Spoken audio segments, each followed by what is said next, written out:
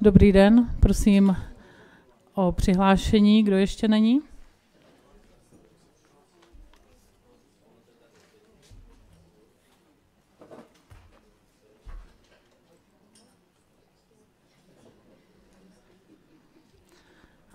Pan Rousek je přihlášen.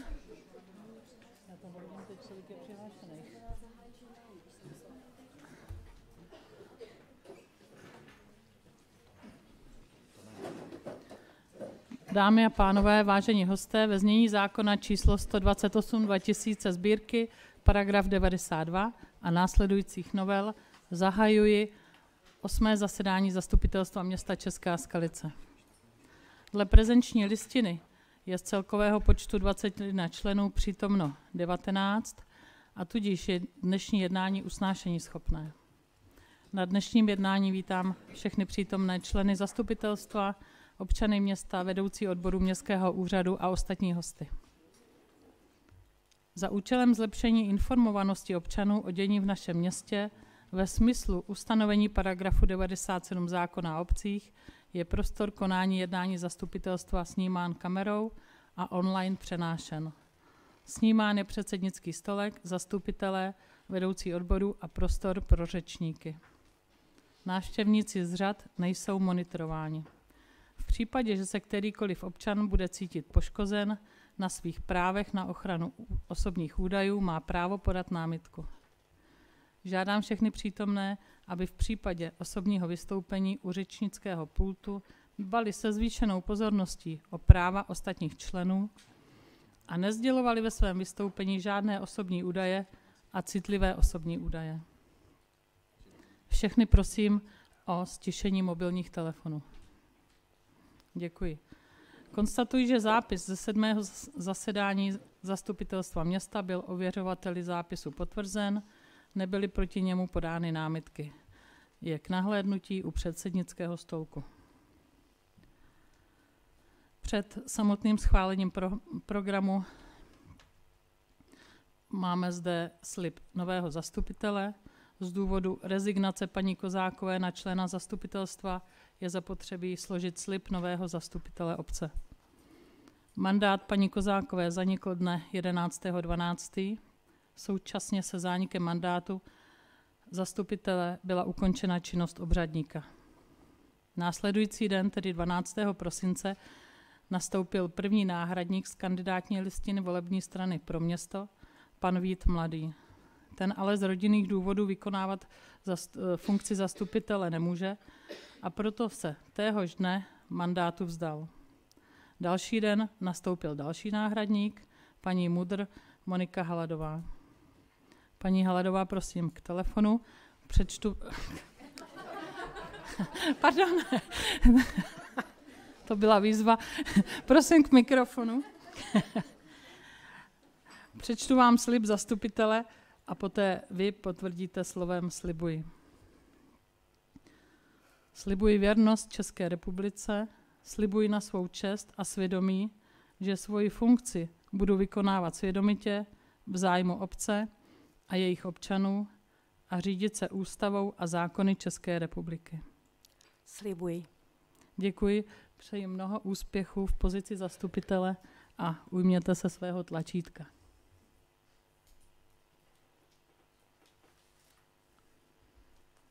Takže paní doktorka Haladová je novým členem zastupitelstva, tudíž máme plný počet zastupitelů a jdeme hlasovat o programu. Máme dnes 12 bodů. Chce někdo něco doplnit či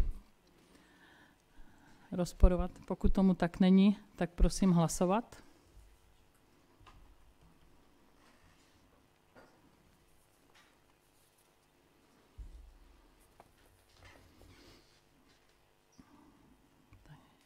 Děkuji, program byl schválen.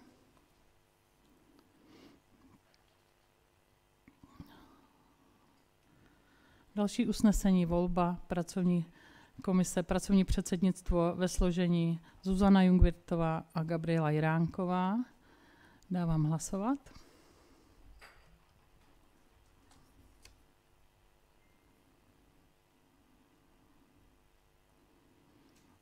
Děkuji. Usnesení bylo přijato. Návrhová komise, složení Miroslav Novák. Prosím hlasovat.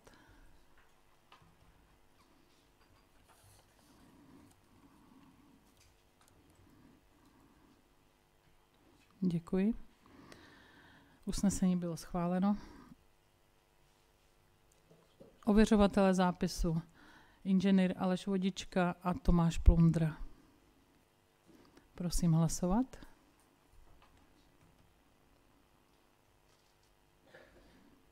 Děkuji.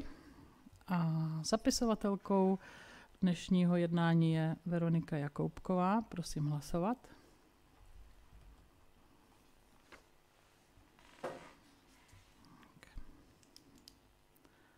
Usnesení byla přijata. Bod číslo 4, kontrola usnesení. Máme zde 4 nesplněná usnesení. 2 pozemky v ulici Sportovní zatím nejsou prodané. Jeden z těch 3 se prodal nyní. Zahrádky další stále nejsou prodané. Územní plán je v řešení. Má někdo dotaz? Pokud ne, prosím návrhovou komisi. Zastupitelstvo města Česká Skalice bere na vědomí kontrolu usnesení viz příloha číslo 1. Děkuji, prosím hlasovat.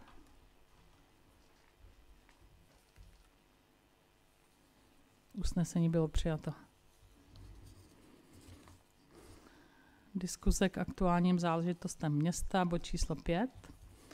Otvírám diskuzi a jako tradičně se vracím k dotazům, které tady byly učiněny na minulém zastupitelstvu, kdy byl dotaz na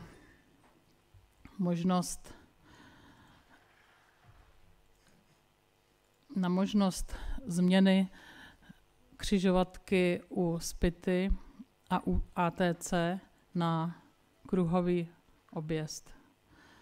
Takže mám zde odpověď od Krajského ředitelství územní odbor Náchod, dopravní inspektorát. Vážená paní starostko, návrh ke změně stávající průsečné křižovatky silnice I33 v katastrálním území Spita na obchvatu České Skalice na křižovatku okružní podával dopravní inspektorát v Náchodě již několikrát, a to z důvodu výskytu častých dopravních nehod.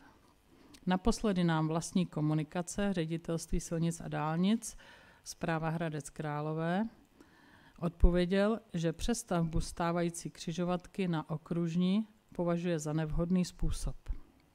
Na uvedené křižovatce jsme již několikrát zkoušeli měření rychlosti, avšak profil komunikace neodpovídá požadavkům radaru umístěného ve služebním vozidle. Nelze tedy zde umístit vozidlo tak, aby provádělo bezchybné měření.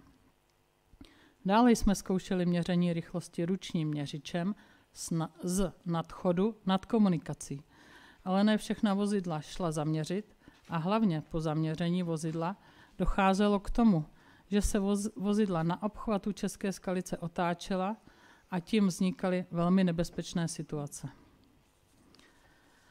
Takže v rámci možností budeme na uvedené křižovatce i nadále provádět dohled nad bezpečností silničního provozu. Další dopis, když jsem teda požadovala počet těch dopravních nehod, tak mi odpověděli 10. ledna. V roce 2023 evidujeme 5 dopravních nehod. Rok 2022 4 dopravní nehody, rok 2021 1 dopravní nehoda. Mezi evidovanými dopravními nehodami jsou zahrnuty i dopravní nehody šetřené policií a zpracovány na euroformulář. Z tohoto důvodu počty dopravních nehod neodpovídají běžně dostupné statistice na internetu, kde nejsou nehody šetřené na euroformulář zahrnuty. Takže to je odpověď dopravního inspektorátu Náchod. Tak. Tímto vyzývám dál k diskuzi zastupitele. Prosím.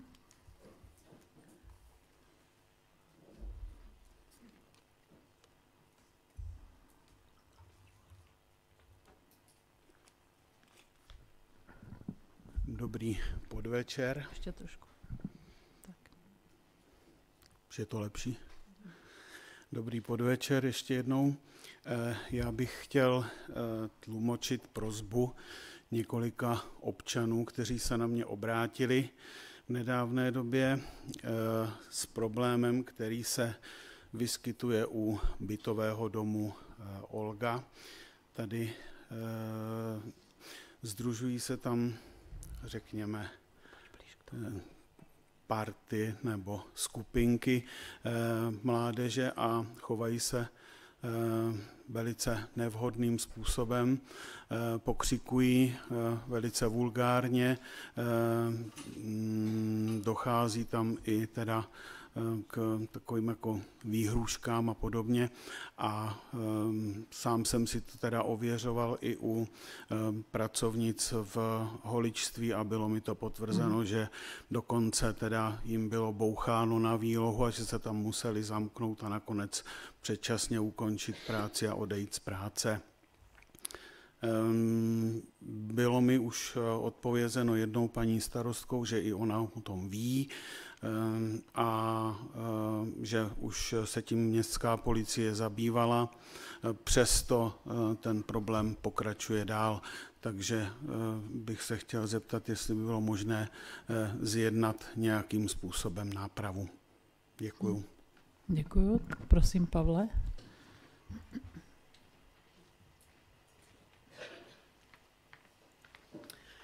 Dobrý podvečer. Ano, městská policie přijala oznámení o nevhodném chování nezletilých dětí. Přijeli jsme na místo, přímo jsem mluvil s nima já, jedná se o partičku 6-7 dětí.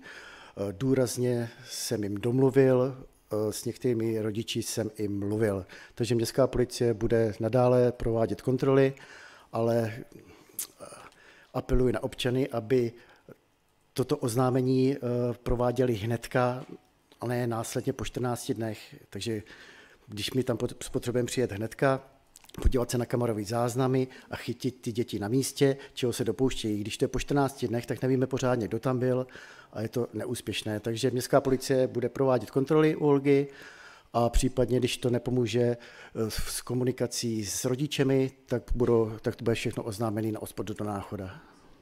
Pavle, prý tam jsou 2 skupinky a jedna je takový větší už, jako možná i dospělé osoby. Jsou to? Ty jste taky kontaktovali?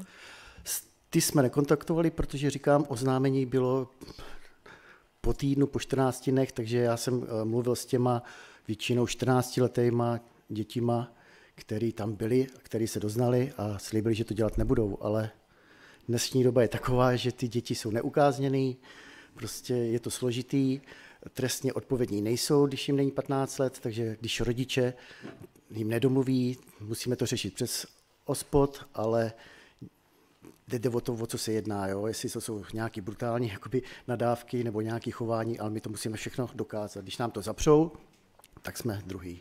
Ještě si radil, když něco takového začnou, tak hned natáčet na mobil. Aby se měli důkazy. Když už k něčemu také dochází, důkazy, tak každý důkaz je pro nás dobrý. Jo? Když už ho neposkytne kamerový systém města, tak natočíme na mobil, aby jsme měli něco v ruce, aby jsme mohli s tím pracovat. Dobře, bude tam samozřejmě městská policie výjíždět častěji, nebo výjíždí častěji, ale si je vymístíme tady, tak zase někde jinde je to vždycky o tom hned nahlásit a řešit to spíš jakoby v základu s těmi lidmi, než ty místa hlídat, anebo všechno tady monitorovat kamerou. Česká Skalice má na svém území 55 kamer. Máme jedno z největších pokrytí a přesto to není třeba v případě nějakých slovních útoků samozřejmě relevantní, protože tam nic není slyšet. Tak je potřeba sehnat důkazy anebo hlásit, abychom ty děti prostě řešili. Tak. A ještě mám takovýhle příběh jeden. Měli jsme tady partičku dětí, které nám ničili značky, takže jsem šel v dobrý víře za rodičema a ještě jsem byl napaden rodiči, co si to dovoluju, kde mám důkazy a tak dále a tak dále. Jo, takže prostě někteří rodičové prostě o ty děti úplně spíš jsou na jejich straně, My to řešíme, chceme domluvou s rodičima, ne hnedka volat OSPOD a všechno se otočilo proti nám. Dobře, děkuji. Tak, další dotaz ze strany zastupitelů. Veřejnost, prosím.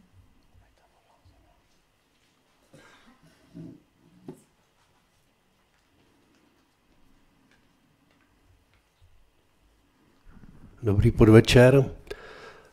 Vy jste tady, paní starostko, na posledním jednání nebyla zastupitelstva, ale já jsem tady měl dotaz na to, že jsem zablokován na Facebooku město Česká Skalice.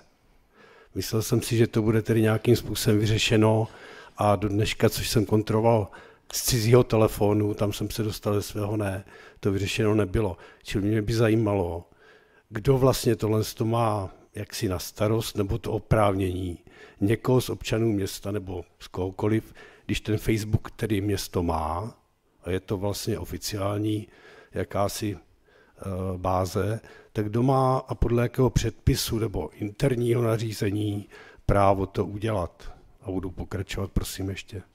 A znovu bych požádal, abych byl odblokován, alespoň na tom Facebooku město Česká Skalice.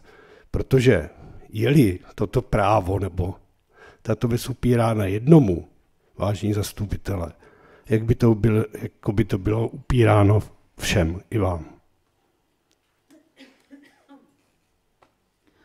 Odblokován nebudete, jste zablokován již 7,5 let a tak to zůstane, protože máme kontakty a zprávy o tom, jak se vyjadřujete o městě a město, ani Facebook města není prostor pro vaši osobní antikampaň.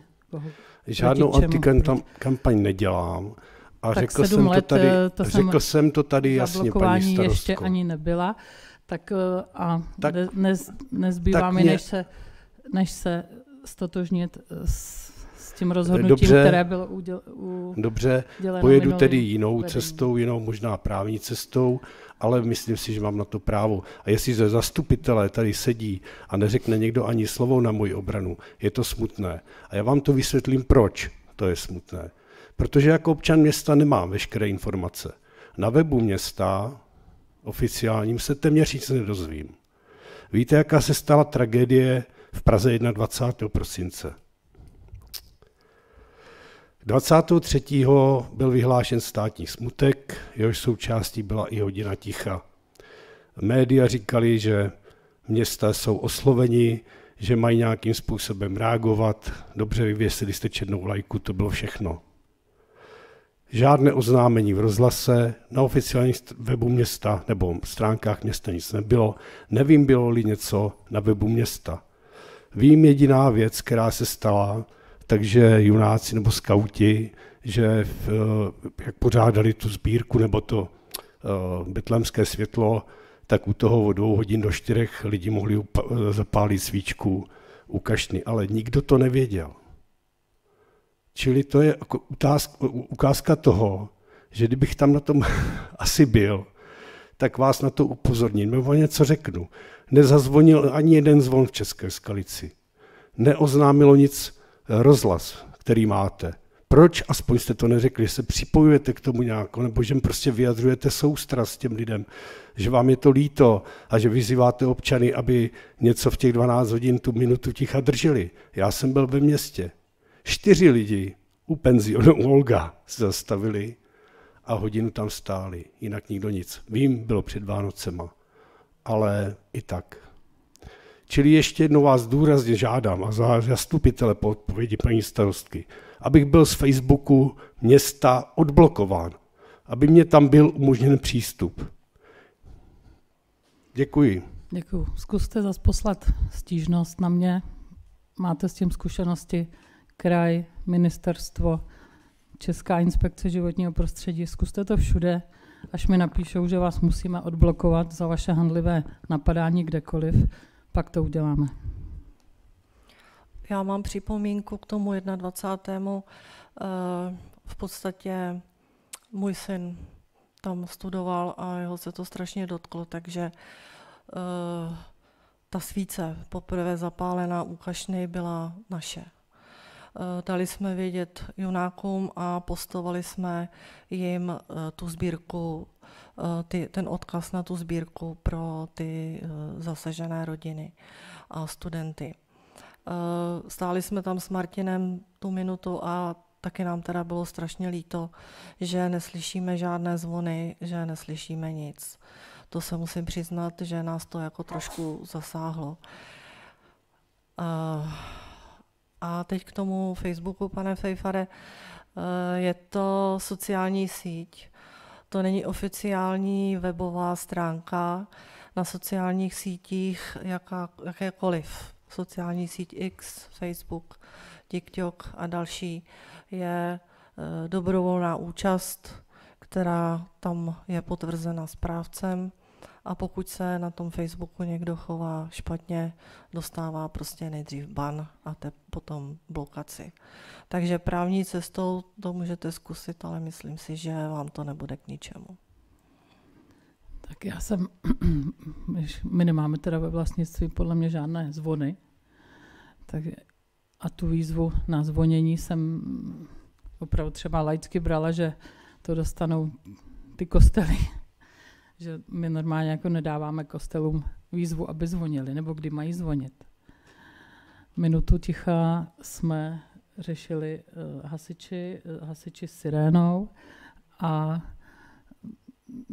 my jsme tam samozřejmě ve spolupráci se skauty a teď se teda dozvídám, že na popud Jany, což děkuju, takže my jsme tam vyrobili to pietní místo, kde vlastně ten den mohli lidé, no vlastně pořád, my jsme ho nezrušili.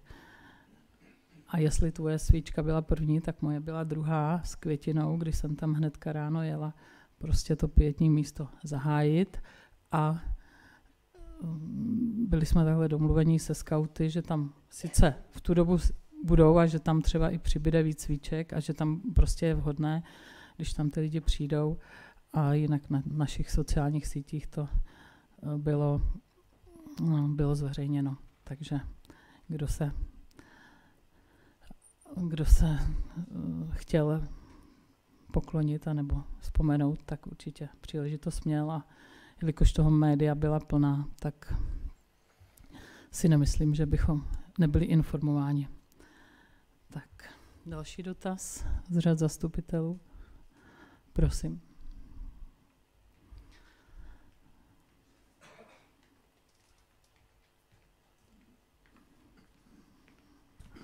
Nepochybuji, že jste vy byli informováni, ale špatně byli informováni asi obyvatele města a první pietní místo vzniklo na tradičním místě u Deklu Slávy na okně u restaurace u Konvalínků. A já skutečně nejsem spokojen s těmi odpovědi ani paní Karvajové, ani vás, paní starostko, protože Facebook, který je nazván Město Česká Skalice, je oficiálním místem prezentace města a jestliže tam je otevřená možnost tam vkládat nějaké příspěvky, tak ji mám možnost taky já. Samozřejmě se můžu prezentovat na jiných sítích. Nikde však jsem nepoužil žádné hanlivé výroky, nikde jsem nikoho neurážel, všude jsem vyjadřoval pouze své názory. Nijak politické, své osobní názory bývalého starosty města. Tak ukončuji vaši rozpravu k téma Facebooku a jestli přijdete příště, tak vám bude opět stejně odpovězeno. Tak, další dotaz. Pokud ne, ukončuji rozpravu. Děkuju.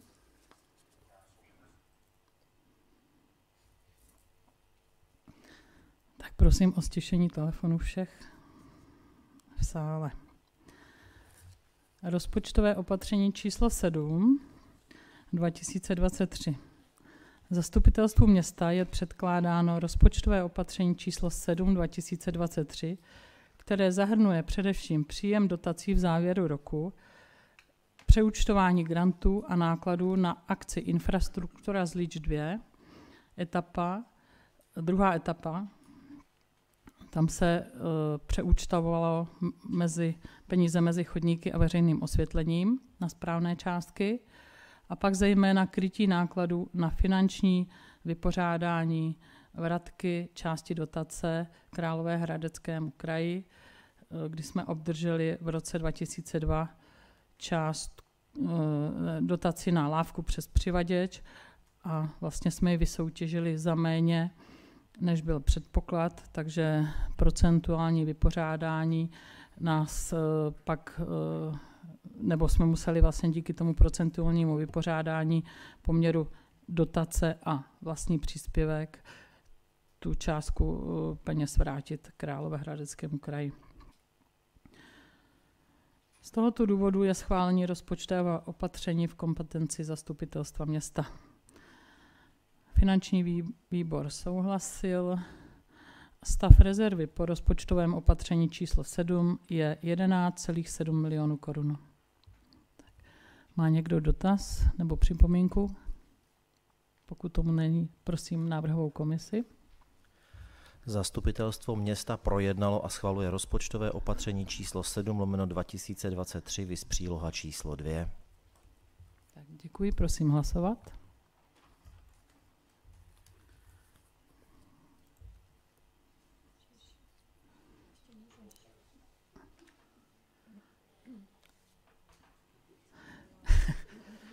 No, mohlo by se stát, že nesouhlasíš, ale když jsme přijímali peníze, tak mě to bylo divné. Tak děkuji. Usnesení bylo schváleno. Rozpočtové opatření číslo 1 2024. Na základě výsledku hospodaření a zůstatku finančních prostředků na běžných účtech když jsme ještě připojili další finanční zdroje, jako je krátkodobý úvěr a dlouhodobý úvěr. Takže jsme do té celkové částky, která nám zbývala, navrhli zastupitelstvu schválit vlastně investice, které by letos měly proběhnout. Jsou to zejména investice, které jsou podpořeny dotacemi, takže začali jsme přebytek hospodaření v roku 2023 je 26 milionů 800. Vrácení finančních prostředků školní jídelně na její investici je 6,5 milionu a teď tady máme ty nejdůležitější investice, které by nás letos měly čekat a na které obdržíme vlastně, nebo je předpokládaná obdržení dotace, což je rekonstrukce knihovny.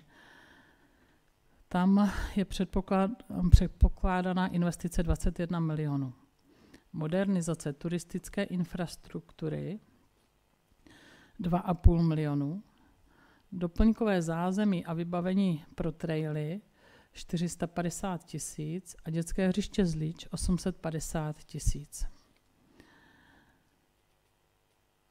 Za zmínku tady stojí přijatá dotace od Euroregionu, když jsme v loni dělali mikroprojekt Přijďte pobejt a tento rok nám tedy přišla na to zpětně dotace 372 000 téměř.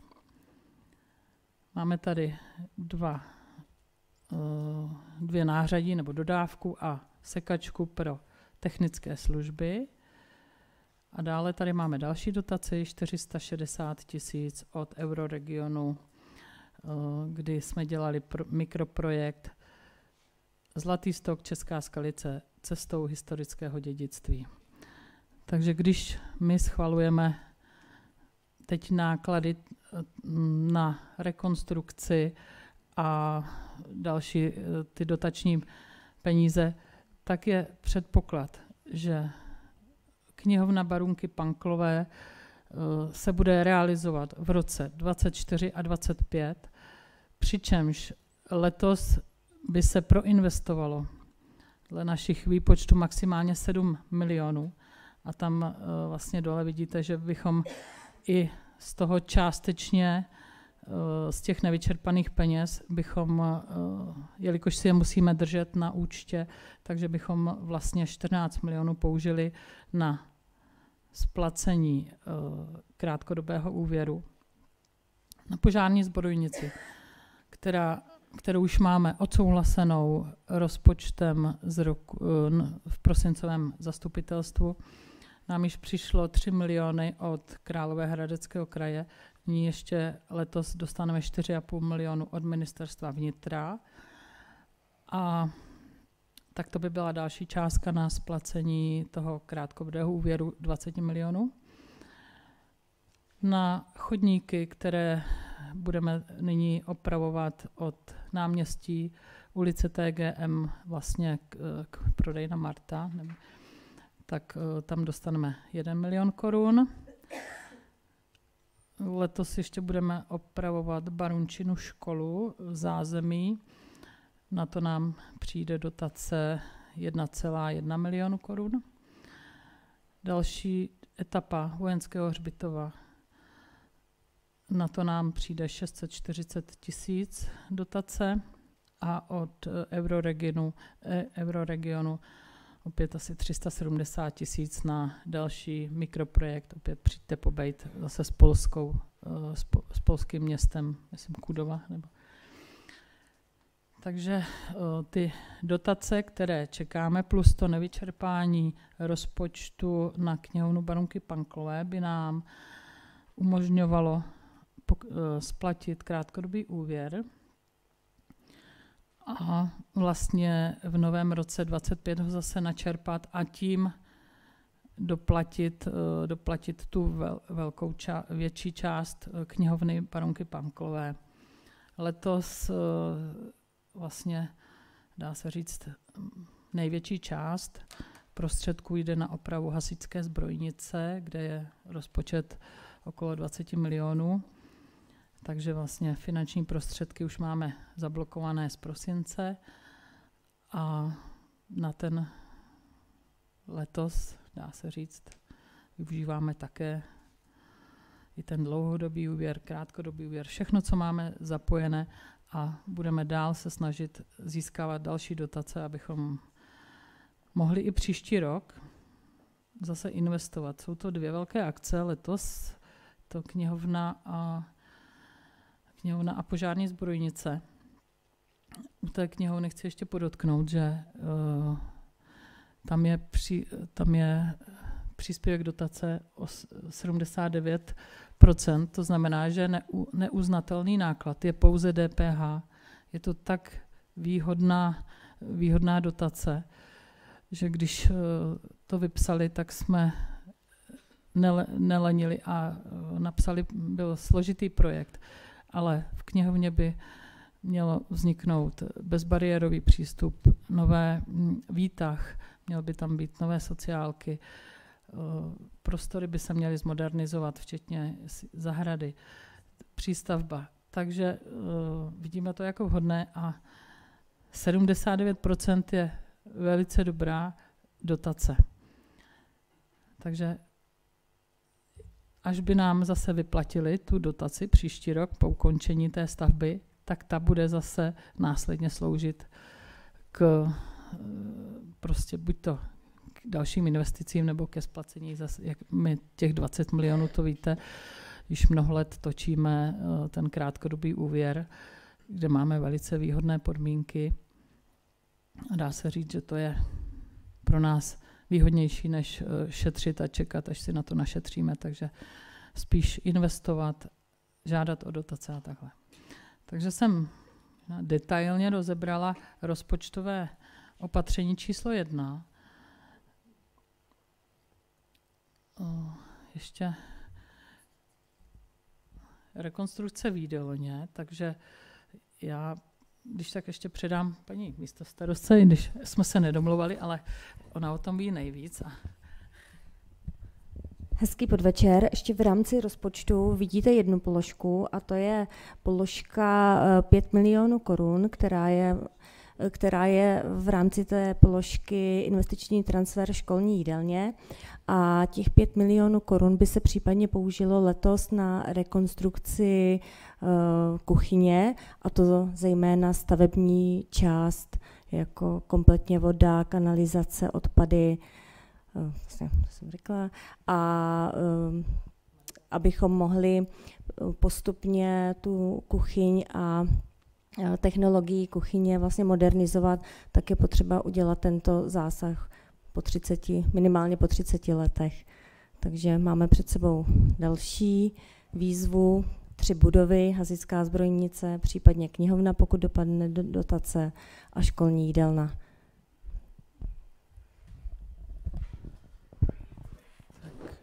Děkuju. Chce někdo se na něco zeptat z těch bodů, co jsme teď probírali? Nebo případně doplnit? Paní Horáková? Ne. Jirka? Ne. Tak prosím.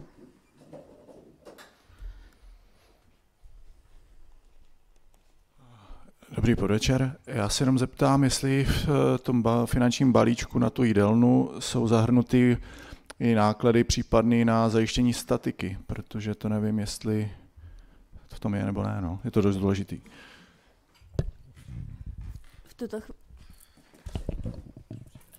V tuto chvíli tam máme finanční prostředky alokované na projektovou dokumentaci na statiku budovy.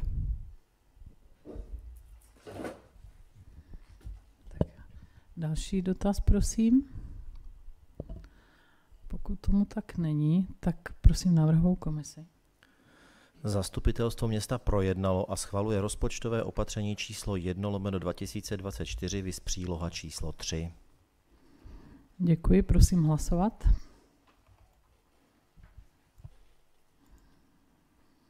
Usnesení bylo přijato. Bod číslo 8, revokace usnesení. My jsme v září na zastupitelstvu odsouhlasili záměr prodeje pozemků, parcelní číslo 1279 o výměře 170 metrů čtverečních, který již dlouhodobě užívá soukromá osoba. Jedná se o zaplocenou část pozemku na rohu ulice Pod Lesem a Svobodova a užívá ji jako rozšířenou zahradu u řadového rodinného domku. Záměr prodeje a upravené podmínky, ovšem uživatel pozemku nebo s nima nesouhlasí, a proto nás 1.11.23 požádal o pronájem zaplocené výměry části pozemku. Z toho důvodu doporučujeme revokovat usnesení zastupitelstva a ponechat pozemek nadále v majetku města pro případný rozvoj a případně pak samozřejmě pronájem bude řešit rada. Takže já se chci zeptat, jestli má někdo k tomu dotaz nebo připomínku. Pokud tomu není, prosím návrhovou komisi. Zastupitelstvo města projednalo a revokuje usnesení číslo ZM/6/192/09/2023 ze dne 18.9.2023. Děkuji, prosím hlasovat.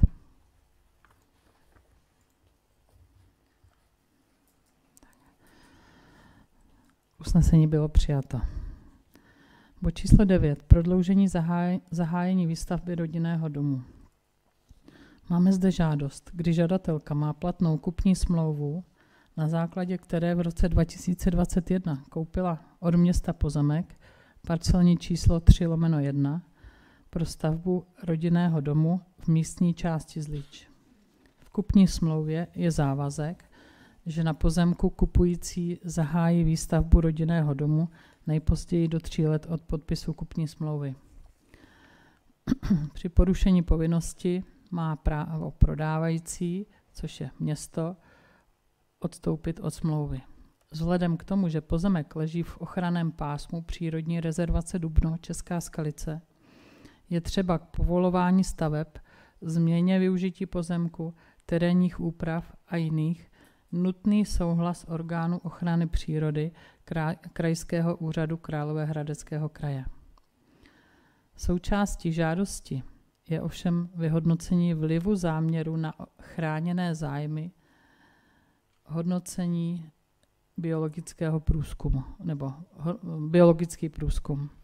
Z výše uvedených důvodů nás žádá majitelka pozemku o prodloužení podmínky zahájení výstavby rodinného domku o 2 roky, to je do 7.10.2026, a neodstoupení města Česká Skalice od kupní smlouvy. Komise i finanční výbor s návrhem souhlasí. Nedávno jsme tady rovněž měli žádost o prodloužení, s tou jsme také odsouhlasili, takže jsme se v radě domluvili, že budeme i dnes navrhovat souhlas, protože máme zájem na tom, aby zde lidé stavěli. A ten biologický průzkum opravdu trvá třeba rok. Takže jenom do vysvětlenou. Má k tomu někdo dotaz? Pokud ne, prosím návrhovou komisi. Zastupitelstvo města projednalo a schvaluje neodstoupení města Česká Skalice od kupní smlouvy na pozemek PPČ 3/1 v obci Česká Skalice a katastrálním území Zlíč do 7.10.2026 pro žadatele osobní údaj odstraněn. Já jsem zapomněla říct, že jsou tady 2 usnesení a jelikož k sobě patří, tak je budeme slučovat a hlasovat společně. Takže prosím ještě o druhé usnesení. Usnesení číslo 2. Zastupitelstvo města projednalo a schvaluje uzavření dodatku číslo 1 kupní smlouvy mezi městem Česká Skalice H 0027 25 91 se sídlem třída TG Masaryka 80 55203 Česká Skalice a osobní údaj odstraněn. Děkuji, prosím hlasovat.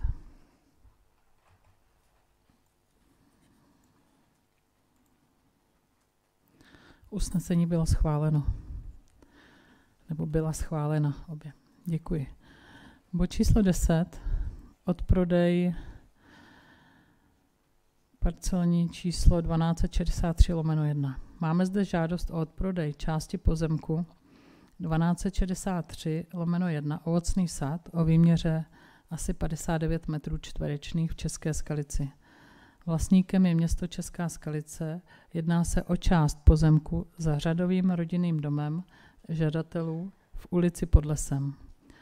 Tento náš pozemek navazuje na nemovitost žadatelů. Žadatelé tuto část pozemku užívají na základě platné nájemní smlouvy ze dne 13.7.2015. Dle platného územního plánu leží pozemek v plochách rekreace zahrádkářská kolonie. Rada města zde připravila zamítavé stanovisko, jelikož je to velký pozemek, tak nedoporučují, teda komise doporučila žádost zamítnout, jelikož je to velký pozemek, nedoporučují členění pozemku na další parcely. Finanční výbor navrhuje prodat za cenu obvyklou pro tento charakter pozemku 1000 korun za metr čtverečný. Má někdo dotaz k tomu? Prosím.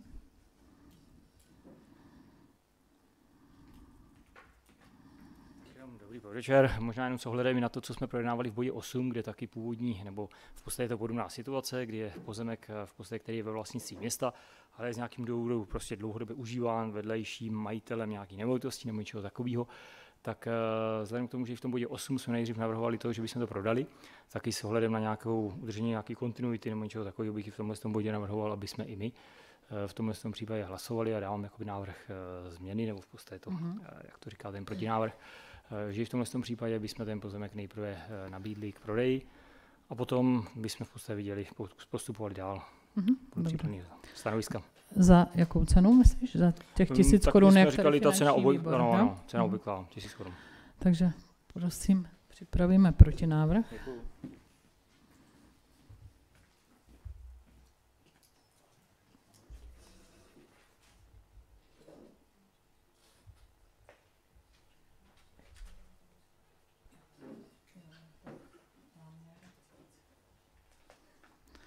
Takže v tom případě to bude záměr od prodeje. Takže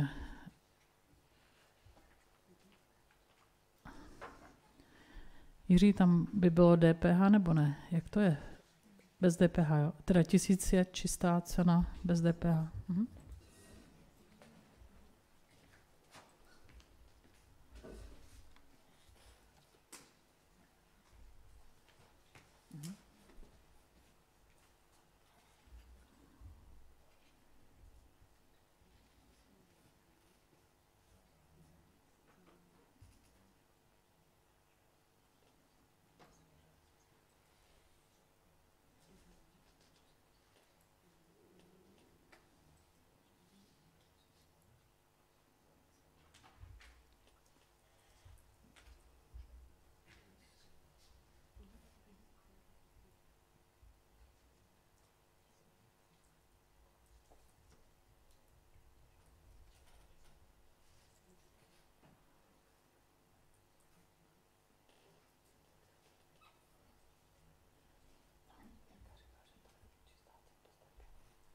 Jako, že tam DPH nebude uplatňováno. Není předmětem DPH. Není předmětem DPH. DPH není předmětem.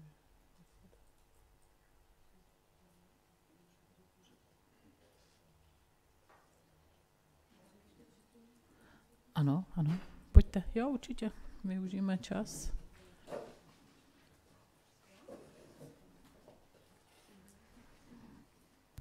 Já ještě bych k tomu chtěla za komisí výstavby životního prostředí. My jsme dávali teda zamítavý stanovisko a rada teda to předložila taky jako zamítavý stanovisko jako v prodeji.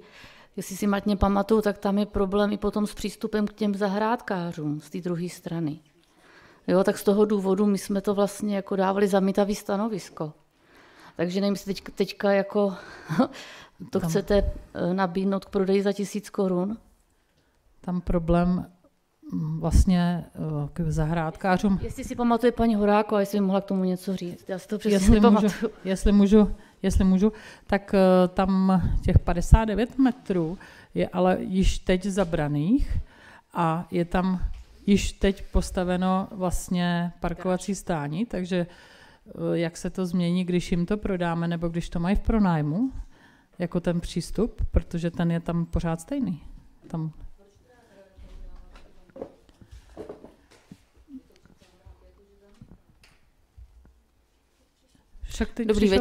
Dobrý večer, zkusím zavzpomínat v paměti. Komise k tomu přijala zamítavé stanovisko a to z toho důvodu, kdybyste se podívali do katastru, ten pozemek je poměrně rozlehlý. Na severní straně na to navazuje ten pozemek, co o něm mluví paní magistra.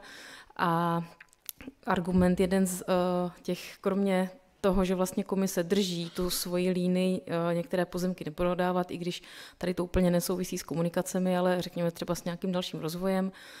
Hlavním argumentem tady byla složitost dělení toho pozemku, kde on se vlastně jakoby vykousne, takže tam jakoby to nebude úplně tak jako rozmě scelené a reálně ten pozemek je v tuto chvíli pronajatý, tak jako má třeba někdo bazén na městském pozemku a má nájemní smlouvu, tak prostě tady má někdo garáž na městském pozemku.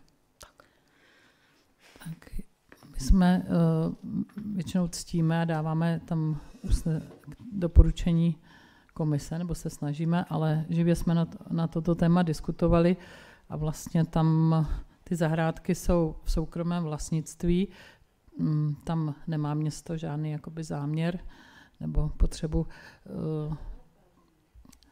Ne, to je soukromý pozemek soukromého vlastníka, ale ty jsou zatím. A vlastně je to taková, dá se říct, pro nás dneska úzký pozemeček, který už je zastavěn v tuhle chvíli tím parkovacím stáním. Takže dá se říct, že on to má pronajatý teda, jako on to má pronajatý, že jo. To mají od roku 2015 pronajatý a jestli tam je tam zpevněná plocha udělaná, jo. Takže jsme si říkali, že když to asi nevadí doteď a město s tím další plány, dá se říct, nemá, takže to není zas tak rozsáhlý, abychom tomu nevyhověli s tím, že si on zaplatil všechny náklady na to dělení pozemku a tak dále. Je to teď na vůli zastupitelů, jak to odsouhlasí. Máme zde protinávrh na schvaluje. Já tedy se zeptám, jestli ještě jiný protinávrh. Pokud není, tak teď poprosím návrhovou komisi o přečtení protinávrhu. Zastupitelstvo města projednalo a schvaluje záměr odprodeje části pozemku péče 1263/1 o výměře cca 59 m2 v obci a v katastrálním území Česká Skalice pro žadatele osobní údaj odstraněn za cenu 1000 korun za metr čtvereční. Náklady spojené s prodejem hradí žadatel. Prodej není předmětem DPH. Děkuji, hlasujeme teda o protinávrhu.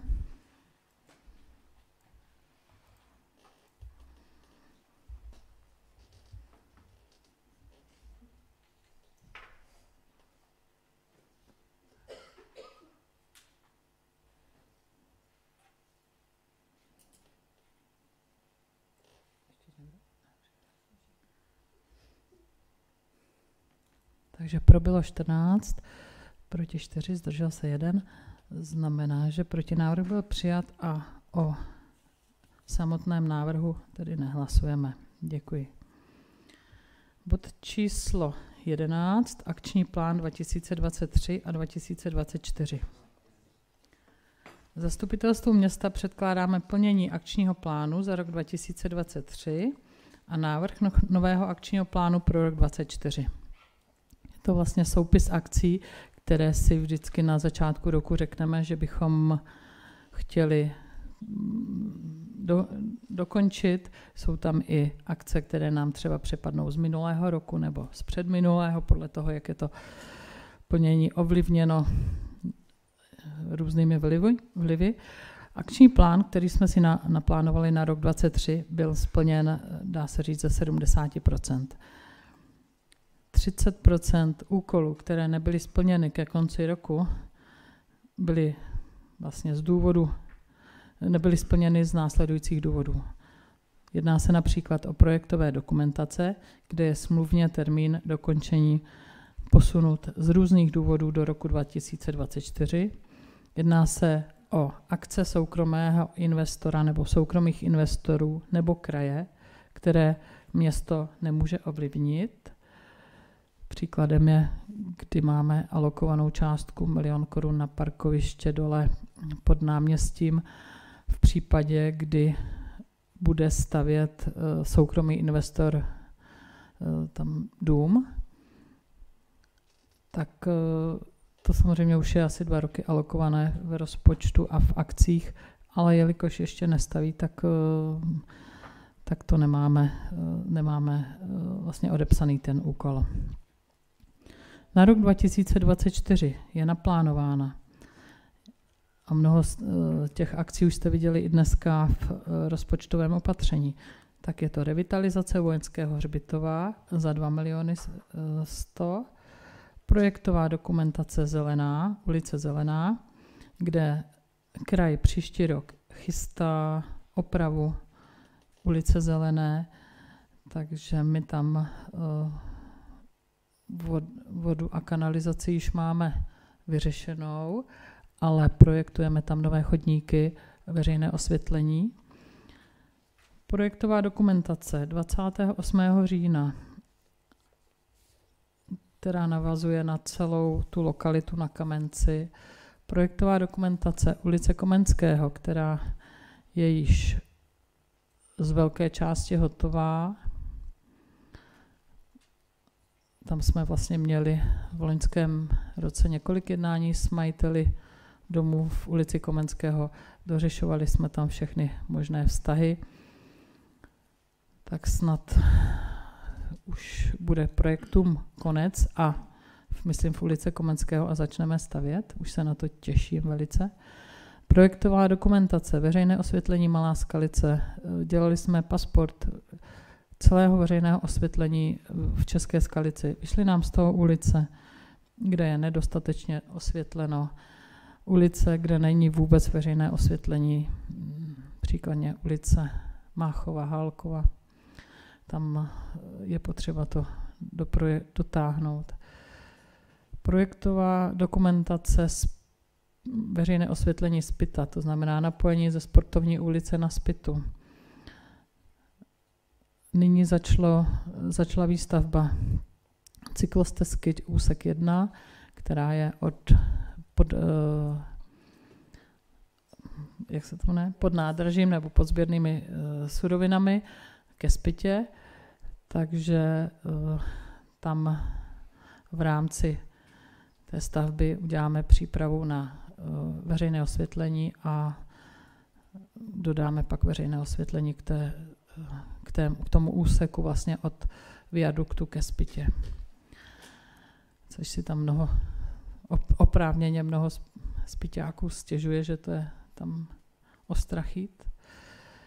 Projektová dokumentace, výtlak vodu na vodojem. 1 200 000, neuvěřitelná částka, ale je to veledílo, jak zajistit vodu pro celou Českou Skalici, jak to zokruhovat a mít stále zásoby. Změna územního plánu, 1 250 000. Projektová dokumentace Havlíčkova. Již dlouho tady o tom mluvíme, že je potřeba tu ulici celou udělat z těch kočičích hlav, změnit na nějakou sjízdnou ulici. Tak jenom projektová dokumentace 500 000. Projektová dokumentace schody ke hřbitovu 300 000. Rekonstrukce hasičské zbrojnice 14 milionů plus další, no to bude celkem 20. To je tady ještě částka, myslím, před poslední aktualizací.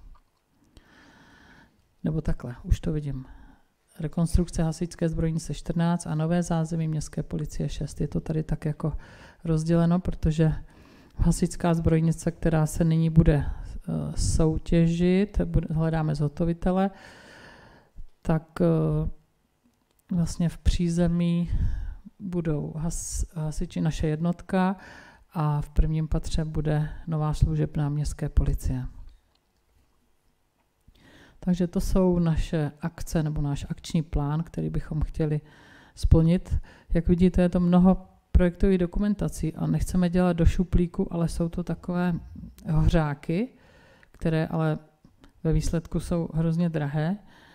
Takže když pak to několik roků leží v šuplíku, tak se může stát, že už pak jsou zase neaktuální.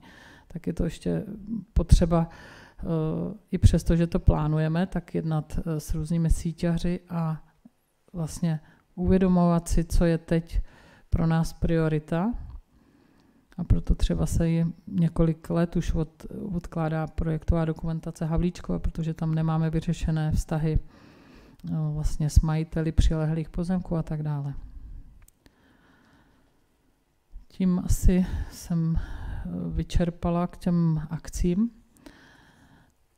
Otvírám diskuzi k tomuto bodu. Má někdo dotaz? Tak prosím. Pokud ne, tak prosím návrhovou komisi. Zastupitelstvo města projednalo a bere na vědomí plnění akčního plánu pro rok 2023, viz příloha číslo 4. Děkuji.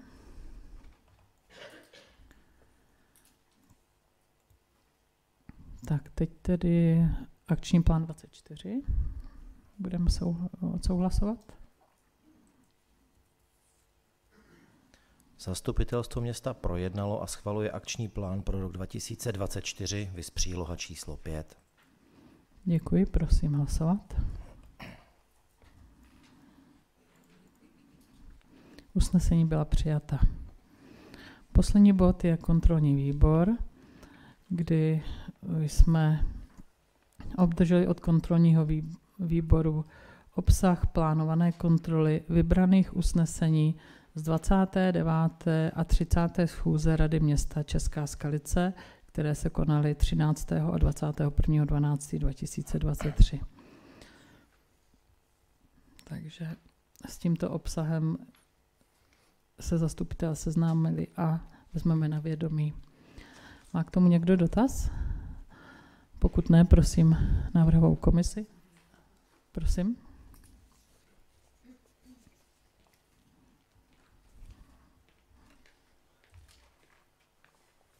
Já jsem v těch materiálech ale žádné usnesení té kontrolní komise nebo závěry nenašel, tam nic napsaného není. To teprve je plánované kontroly. Oni seznamují s tím, že budou kontrolovat vybraná usnesení. Tak to jo. A předtím to kontrolní výbor nic nedělal.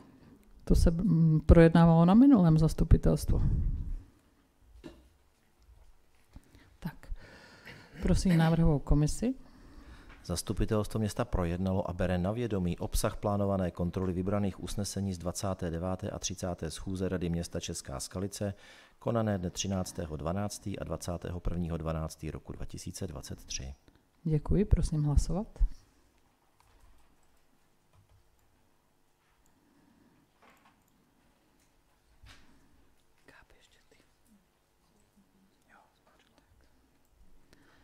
Tak, děkuji. Dnešní zastupitelstvo je tedy u konce. Děkuji všem za účast. Další zastupitelstvo je 25. března.